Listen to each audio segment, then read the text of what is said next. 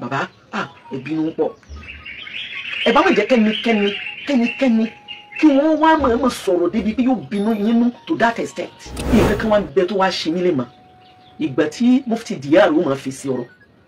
Mufti Diyar tó wá wọn sọ̀rọ̀ àbùkù wọ́n ní àwọn tí wọ́n ń fún Mudir ní ìró tí ò dáa nípa àwọn tí wọ́n ba àwọn jẹ́ fún Mudir. Bàbá wallahi ta'ala Ọlọ́run bá pọn ilé pọ̀ tí alágbára méjì bá sì ti ń jà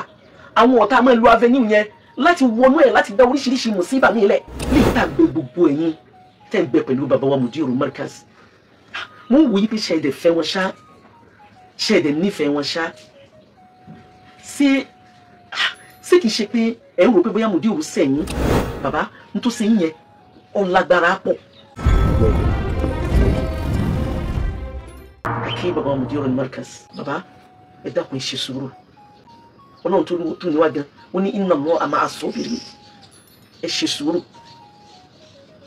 Mo ń bá yín sọ̀rọ̀ nítorí pé àwọn àgbàlagbà ní mí èmi náà mo fẹ́ rán yín létí o wípé kẹ́ ẹ má gbàgbé ní ọdún tẹ́ ẹ pè mí fún Yawmun Nisa ní ìgbà tẹ́ ẹ ṣe Usbu Sheikh tí mo wá sínú Markaz ní Yawmun Nisa mo pass message kan fún ẹ̀yin bizat níjọ́ náà ọ̀rọ̀ yẹn mo lè ká kí n kàn wé briefly kí n mọ́tu kẹ́ẹ̀kan tó digest ẹ̀ Ọlọ́run jẹ́ kẹ́ ẹ pẹ́ fún wa dáadáa. Bàbá mo ń sọ níjọ́ yẹn mẹ́sẹ̀gì mẹ́ta ni mo pass mẹ́sẹ̀gì fún ẹ̀yin tọ́lọ́run bá àlekè ọlá fi sí olórí ní Markaz mo pass mẹ́sẹ̀gì fún gbogbo àwọn khiriji Markaz. Mo rò pé ọjọ́ yẹn ó ní ìjà tí ń bẹ láàrin èmi àti Mufti Diyar bàbá Mufti ń sìn ọjọ́ yẹn níjà wa bẹ̀rẹ̀ inú Markaz ló ti bẹ̀rẹ̀. Ẹlẹ́ẹ̀kẹta mo wá pass mẹ́sẹ̀gì fún àwọn nàkìrí lọ́dún náà ọdún tí mo sọ ní ìsìn ó ti between 12 and 13 years ni lọ́dún yẹn. Bàbá nítorí wá kó fún yín tóbi ní tí ń bẹ lọ́dọ̀ yín gbọ̀ngbọ̀n ní tí ń bẹ lọ́dọ̀ yín ọ̀làkàwé kò láfiwé níjojúmọ́ tá a bá ti ń wò yín nínú wa máa dùn kì í ṣe gbogbo ẹni tó bá wọnú ìṣòro ní máa bọ́ ń bẹ̀ àwọn kan bẹ tí wọ́n wọnú ẹ̀ tó jẹ́ pé wọ́n rá síbẹ̀. Bàbá nítorí wọn bá ṣe fún yín ó tóbi ó pọ̀ débi pé kò sí ní tó yẹ yín tó ju ọpẹ́ lọ. Ọlọ́run bá àlékè ọlá yóò bá ṣàlékún àlàáfíà fún yín alóore tí ń bẹ lọ yín ìyọ́nú Ọlọ́run tó wà lọ́dọ̀ yín àlùbáríkà tí ń bẹ lára yín ìdùnnú tó lọ́run padà fi yín ṣe fáyé ó tó ń tẹ pẹ́tẹ́ ẹ bá ti gbá tẹ̀sùbá ọ̀pẹ mú kẹ́ ẹ mọ́ jùlẹ̀ dá ìmọ̀ kẹ́ ẹ dẹ̀ mọ́ ṣe nǹkan ní ìjọpẹ́ lọ. Bàbá n tó ṣe yín yẹn ọ̀làgbára pọ̀ ẹnì kẹ́kọ̀ọ́ sọ nípa àlọ́wọ́ àárẹ̀ tó jẹ́ wípé ọ̀pọ̀lọpọ̀ àwọn èèyàn míì even nínú àti àǹbẹ̀lẹ́gbẹ̀ẹ́ yín tí wọ́n bá bọ́ọ̀ta ọ̀tọ̀ ni tí wọ́n ń sọ. Ṣé ìgbà tó lọ́wọ́ wa tún wá sọ fún wa nínú Al-Qur'an wípé kó dà kẹ́ ẹ mọ̀ pé ẹgbẹ́ yín ní í ṣe yín èèwọ̀ ni ẹ gbọ́dọ̀ sọ bẹ́ẹ̀ ẹ gbọ́dọ̀ róbèlè pẹ́ sọ. ń bọ̀ bá tó ní wá sọ nínú Al-Qur'an ba'da a'udhu billahi minash shaitanir rajim Olúwa ní kúlì ìrìn ànábì sọ fún wọn pé lan yusibana mùsíbà kankan ò ní dọ́dọ̀ wa abadan ntọ́lọ́ bá lo ìbára aláǹfún ní tí ò ní ṣẹlẹ̀ ní dojúmọ́ lolúwa fi ń ṣàlàyé tí wọ́n ń pè ní iman mukhlis adẹ́kọ́ lọ́dọ̀ yín. Ọlọ́run ní kúl lan yusibana sọ pé mùsíbà kankan ò lè dọ́dọ̀ wa illa ma kataba Allahu lana àfi tó bá ti wà nínú lawil mahfuz ṣáájú ká tó dáyé torí wọ́n wọ́n mọ́ lánàá olúwa tó fi kàn wá yẹn náà lolúwa wa wa ala Allah a sì mọ̀ pàápàá ọ̀dọ̀ ẹ̀ falyatawakkalil mu'minin ẹ jẹ́ kó yé yín wípé ẹnikẹ́ni àgbọ̀dọ̀ fẹ̀mí sẹ́lòmíì tọ́jú Ọlọ́run lọ. Ẹ̀yin lẹ́kọ́ wa inú Al-Qur'an yóò mọ̀ sọ bẹ́ẹ̀ nítorí ibi tó lọ́wọ́ ọba àlekè ọlá ipò tọ́lọ́wọ́ bá tò ní sí ipò tó gbẹngbẹ́ tó tóbi ni aburú kankan ò ní sàlàáfíà yín mùsíbà kankan ò ní ṣe pẹ̀lú ògo Ọlọ́run ẹ̀dẹ̀ ní kánjúkú. Bàbá ẹ̀bínú pọ̀ ẹ bá wọn jẹ́ kẹ́nikẹ́ni kí wọ́n wá mọ̀ sọ̀rọ̀ débi pé yóò bínú yín to that extent débi pé wàá sọ̀rọ̀ síta tó yẹ ẹ consider pé civilization ó ti jẹ́ kí gbogbo nǹkan spoil gbogbo nǹkan ti bàjẹ́. Àwọn tí wọ́n jẹ́ àwọn mushrik ọ̀gọ̀rọ̀ wọn ni inú wọn máa dùn àwọn tí wọ́n ṣe mùsùlùmí inú wọn máa dùn wọ́n ní ẹ̀rí wọn wọ́n máa wí bẹ́ẹ̀ o àfikún náà ọba àlekè ọlá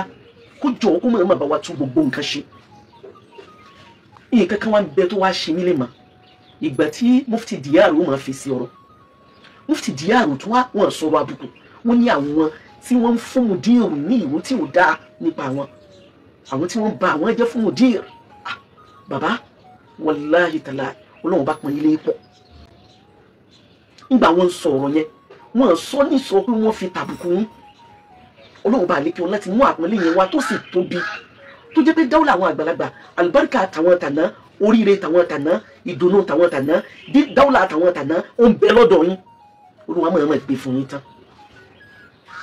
Torí ìdí yẹn ó ní mo kàn ṣe rò pé gẹ́gẹ́ bí ọmọ àwọn àgbàlagbà gbogbo àwọn bàbá yẹn náà nígbà tí wọ́n lò sẹ́yìn wọ́n ní gbùngbùn ẹ̀yin ṣàkíyèsí pé wọn kì í sọ fún wa ni wọn ní sọ torí wọn ní fẹ́ kí àjọṣe àwa tí wọ́n bí àti tàwọn tí wọ́n jọ ní kùsùmọ̀ àjọṣe àwọn ọmọ wọn ò ní fẹ́ ọ́ dàrú wọ́n fẹ́ kàn mọ́ wọn dàgbà bá pé ọ̀rẹ́ làwọn ń ṣe. Àwọn tàná yẹn náà ń sọ̀rẹ́ kí ni ti wá escalate ó ti wá lágbára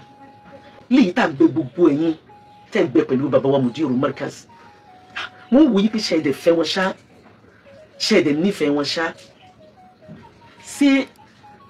ṣé kìí ṣe pé ẹ̀ ń rò pé bóyá Mudiru sẹ́yìn tẹ́ wá rí pé ńgbà tí astaghfirullah alazim torí pé gbogbo tó bá yẹ kó sọ̀rọ̀ àǹdí Mudiru gbogbo nǹkan dùn ló yẹ kó sọ̀rọ̀ àǹdí wọn.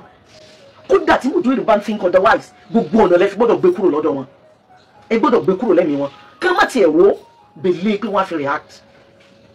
Tí ẹ bá rí ntẹ́mi kọ̀ èyí ò fẹ́ react àwọn tí wọ́n bá ń bẹ lẹ́gbẹ̀ẹ́ ẹni ni wọ́n máa sọ fún mi pé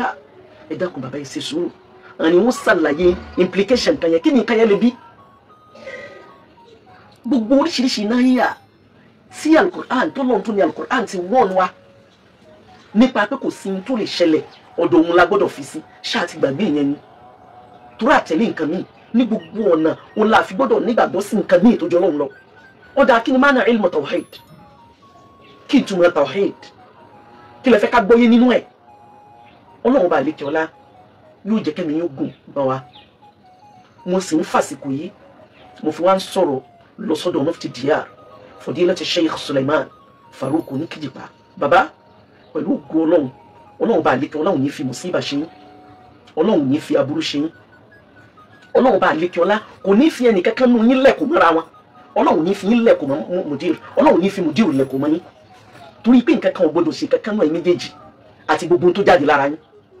Tí alágbára méjì bá sì ti ń jà àwọn ọ̀tá máa lo avenue yẹn láti wọnú ẹ̀ láti dá oríṣiríṣi mùsíbà mi lẹ̀. Ọlọ́run bá lékè Ọlọ́run ní fi ẹnì kankan fún ẹnì kankan níbànújẹ́. Ẹ dákun inna Allaha ma'a as-sabirin Ọlọ́run ló sọ bẹ́ẹ̀ ní Al-Qur'an Ọlọ́run ní ista'inu bis-sabri was-salat. Gbogbo ìgbà tọ́lọ́run bá fẹ́ báwọn ẹni rẹ̀ sọ̀rọ̀ yìí máa ń fún wọn ní sùúrù púpọ̀ torí ipò mọ̀ pé nìkan ò ní ṣe sùúrù àfolùbẹ̀rù Ọlọ́run ẹ̀yin ọba páyọ̀ Ọlọ́run nìkan láàmú rí sùúrù lọ́dọ̀ rẹ̀. Ẹ̀yin bàbá Ọlọ́run bá lékè ọlá yóò jẹ́ kẹ́mi yóò gùn wallahi níjojúmọ́ òun ni Sheikh Suleiman ní máa ń sọ fún ọmọ ẹkẹ́wù Markaz lòun ibẹ̀ ni wọ́n ti tọ́ àwọn ibẹ̀ ni wọ́n ti sàwọn dì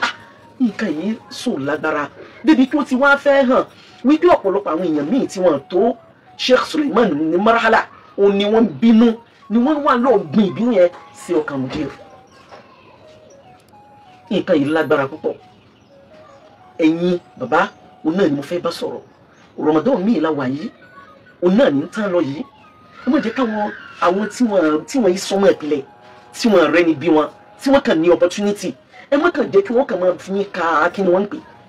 ìpèsè tó rí tí Mudiru ṣe lọ́dún yìí ẹ má jẹ́ wọ́n máa ṣe bẹ́ẹ̀. Gbogbo tá a ní ìdí gbogbo ẹ̀yin bàbá sínú Ramadan ó ní tafsir al-Qur'an ó ní ìrànlọ́wọ́ àwọn tafasir lọ́wọ́ àwọn mufassirun wọ́n ṣe tafsir rẹ̀gẹ́dẹ́ tẹ́ ẹ bá lò wọ́n ẹ máa tú Qur'an fúnra yín mufassir lẹ́yìn náà al-Qur'an yẹn nìkan ò lè sọ tí ń bẹ́nu ẹ̀ tán. Ọlọ́run bá lékè ọlá yóò bọ̀ wá pẹ̀lú yín ẹ má jẹ́ kí àwọn ọ̀tá Ọlọ́run gbogbo àwọn ẹni ìṣù àwọn ṣẹ̀yàtì àwọn ọmọ ẹlẹ́yìn ṣaitan ẹ má jẹ́ kí wọ́n máa kó sínú ọ̀rọ̀ láti lè fi báyàn ní iman jẹ́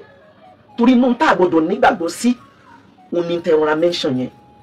mùsùlùmí kankan gbọ́dọ̀ kí wọ́n pè ní iman ebi kéèyàn jẹ́ mukhlis ni